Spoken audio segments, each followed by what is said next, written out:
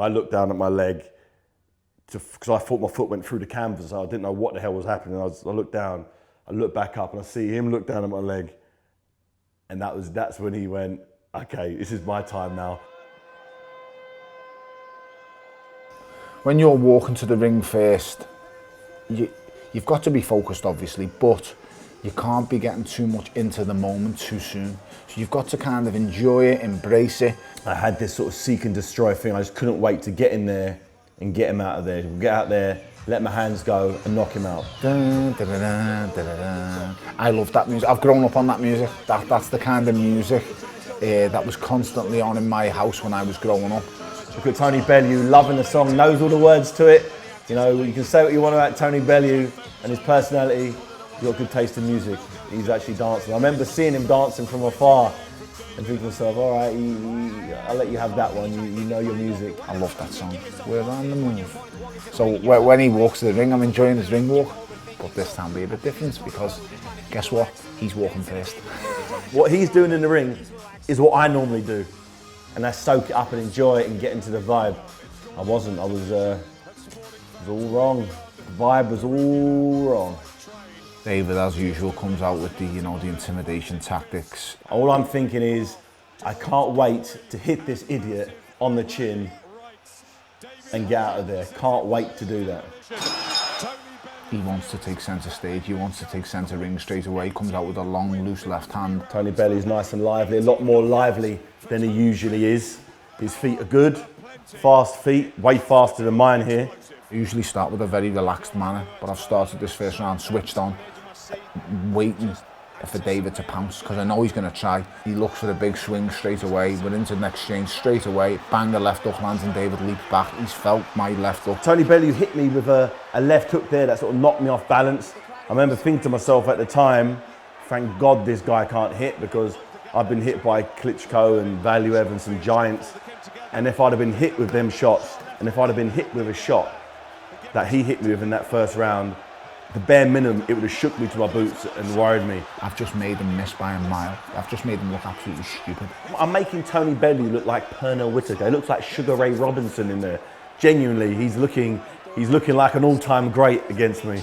See, this is the reason why David didn't just walk me down. If David didn't feel my power at all, why didn't he just walk straight in and not care what I was going to hit him with? The energy wasn't, let's find the right shot. It's just, I'm going to hit you, and miss like a complete and utter amateur. I've got better feet than him. My feet are what are the key to this fight. As he makes the short steps, I make the quick adjustments. You know, he's swinging big right hooks to me body, but he's off. He's just out on timing. He's out of range. Right now, I'm watching this, and I'm thinking to myself, how lucky am I that I'm in the ring with Tony Bellew, because the mistakes I'm making in the heavyweight division should see you unconscious. I'm not frightened to exchange. At any point of my fight, I ain't running from David Haye. I'm stood right in front of him, he can't hit me. I had the tactics right on the night. Ultimately, I know what David is. He's a very fast, very dangerous puncher. But he's someone who runs out of ideas when he's struggling to find the target. And I'm not. And I'm an elusive puncher myself. He's winning every second of this first round. Everything I've thrown is crude and just terrible, and everything he's done has looked very cultured and very classy. Right now, he's the matador and I'm the bull running at him, and he's letting me go round him and round him. I'm probably the quickest fighter he's ever fought, and I'm not known for any kind of great amount of speed that I have. He's got a fantastic jab, which he doesn't use as much as he used to. I remember he threw one right hand to my body, and I remember thinking, you really can't punch. So I remember putting my hand down again and letting him do it again, just to see if his punch was that soft. It genuinely was. I remember thinking, okay, so he's supposed to be this big body puncher. I remember thinking, if that's him with a right hand to the body, I've got nothing really to worry about. What he's come out and said is, I didn't perform, I didn't do this well. You didn't perform because I didn't allow you to perform. You didn't get off the shot you wanted to get off because I didn't stand straight with my hands up, just waiting for you to hit me. I boxed like a complete tit, and he boxed like a very, very cultured boxer. Dave's told me to sit down, stay focused, and I've said to Dave, you can't hit me. And they both look like they've won the lottery there. They're looking there like, oh, we've got him, we've got it.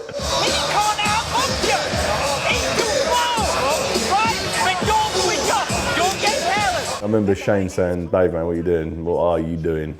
I was like, oh, okay, don't worry, okay. I got that out of my system now. You see Joshua here clapping me. He knows I support him, I always support him. He's a friend of mine.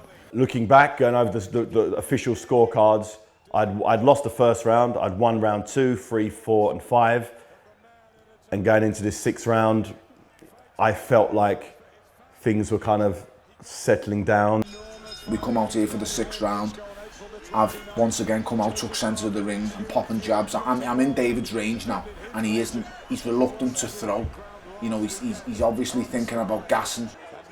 Started calming down a bit, started picking my shots, a couple more feints. Yeah, I'm punching from a real useless position here. Tony Bellew's doing well. He's doing everything he needs to do. You know, he's hanging on in there at this stage. I've landed a good right hook on David's body there. And here we go, I think this is where the injury comes now. David's just landed a good jab there. David's got his hands up and he's trying to measure me all the time. Very unlike David Haye to have both hands up. I've just caught him with a counter right hand over the top. So you see Carl Froch picking up on points. Good right hand landed by me there. It's now turning into the boxing match which I wanted it to be. And I'm standing my ground. David's missed by a mile again. So what happened then is I stepped back and I heard an almighty crunch. I looked down at my leg because I thought my foot went through the canvas. I didn't know what the hell was happening. I looked down, I looked back up, and I see him look down at my leg. And that's when he went, okay, this is my time now. I'd won the last 4 rounds going into that 6th round, but this was his time. So I remember thinking, fuck, he's coming at me now. I don't know what I can't really throw a right hand. Normally I'd try and chuck a big right hand. I threw a big left sort of cuffing left hooks with the open hand, and somehow it caught him around the side of the head, and it decked him. So headbutts caught me, and I've gone down off a head clash. David Haye, the injuries occurred now. He can hardly walk, and he's got to go for the knockout. Can Tony Bellew sense it? Has both swing away? I just had to sort of stand on my heel, and I'm not sure if you know that boxing. When you turn on your heel, it turns your hip out, so you can't throw right hands properly. So all the right hands were going to be sort of arm punches. But I thought, fuck it, I'm not going to quit. No way. So I thought, okay, let's just fucking have it. He's swinging for the right hand, landing right hand after right hand. There's a big right hand from me. Now it's a war. He's got a bad back leg now. Referee not giving a knockdown there. I don't think it was a knockdown. It was a strange experience, but I thought, okay, let me just keep swinging. I threw a right hand and just literally fell over. I'm thinking to myself, the fight is going to be stopped any minute, so I just have to just throw everything. Like I say, the injury's there. It's there for everyone to see, but he's still swinging for the lights. Caught him with a big right hand there. David's feeling the pace, he's feeling the power. Big right hand, big left hook, big right hand on the ropes. He's down. This time it is a knockdown. I remember sitting down and having that reflective moment, thinking, okay, right then, your Achilles tendon snapped. You've got a fighter in front of you who's coming at you, throwing all guns blazing. This is where you're going to need to dig deep. This is what champions are made of. You're going to have to win this fight and win it on one leg. I've wound them up in the build-up to the last fight. I've said, don't you spew it on me, don't quit. That's just macho bravado between fighters. David Haye is not a coward. No man who gets in a boxing ring could possibly be a coward. The instructions were, you know, sort of basically sit on the ropes and try to catch him with a counter punch. But that's it. So, end of the 6th round. Don't need to see any more because whatever happened from round 6 onward is never going to happen ever again, and it'd be a waste of time even analysing it. But on he battles.